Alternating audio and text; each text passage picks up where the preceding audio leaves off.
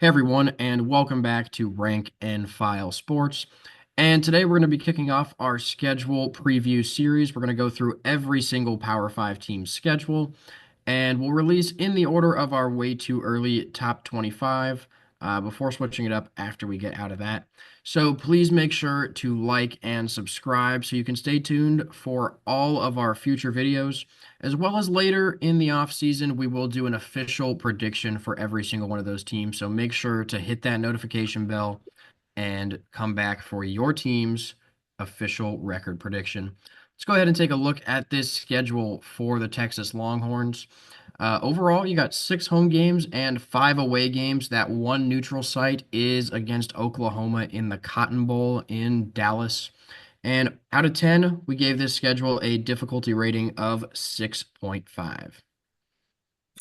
Starting off with probably one of the most highly anticipated games of the year, going to Columbus to take on the reigning national champions, the Ohio State Buckeyes.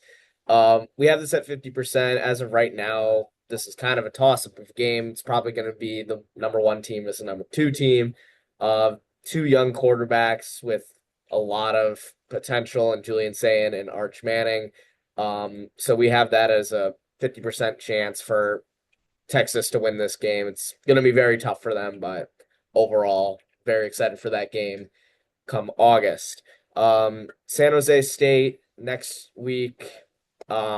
Texas should be the better team. They are the better team, giving them a 100% chance to win this game. UTEP the next week, same story.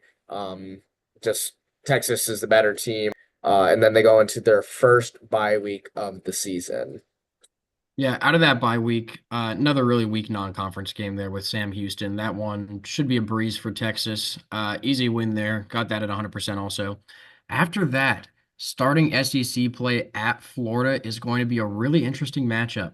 DJ Lagway looked really good to end the season for the Gators, and we're actually pretty high on this Florida team. Definitely an upset watch game here. Texas could start off 0-1 in the SEC. Early projection, we might be looking to take Florida in that game. After that, Oklahoma in the Cotton Bowl. Obviously, with the Red River rivalry, anything can happen. Longhorns should be favored in that one. Obviously, it's a neutral site game, but that neutral site is in Texas. Should be a great game, but I think the Longhorns just overall better team. They should get a win there. Two more road trips in the SEC following the Cotton or the Red River rivalry with Kentucky and Mississippi Oh State. my God. Those ones are going to be pretty similar outcomes, I think. Kentucky's a little bit better than Mississippi State, but overall, those should be pretty easy wins for the Longhorns. And then you got Vandy at home on November 1st. That one also, we like Texas to win. About an 80% chance they're heading into their second and final bye week. Coming out of their second bye week, going to Athens to play the Georgia Bulldogs. Georgia had their number last season, beating them both in the regular season and in the SEC title game. Um, right now, just because Texas looks like they are going to be one of the favorite teams to not only win the SEC, but win a national title.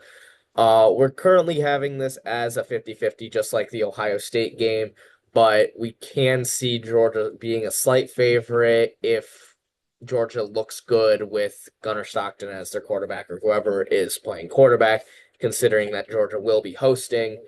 Um, After that, Arkansas at home for Texas should be another relatively easy win. It is SEC play, anything goes. You never know, especially coming off of that Georgia game.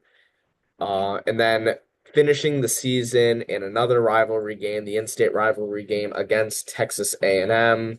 It's very low scoring last season.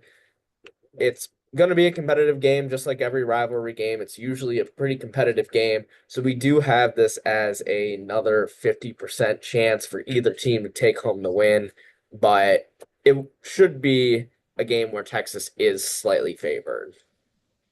Yeah, so just looking at the schedule overall, there's really 4 games here that stick out to me the most. First one, obviously, Ohio State.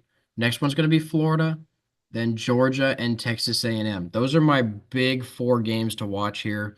If I had to pick one more, I'd maybe say against Oklahoma, but I feel like Texas is going to be big enough favorites in that one, probably a little more than a touchdown in Mhm. my mind. So just my early thoughts are probably about 10-2 for Texas. What are you thinking, Connor? I'm thinking right around the same place. I agree with all the games that you said are going to be the ones to carefully watch for Texas next season.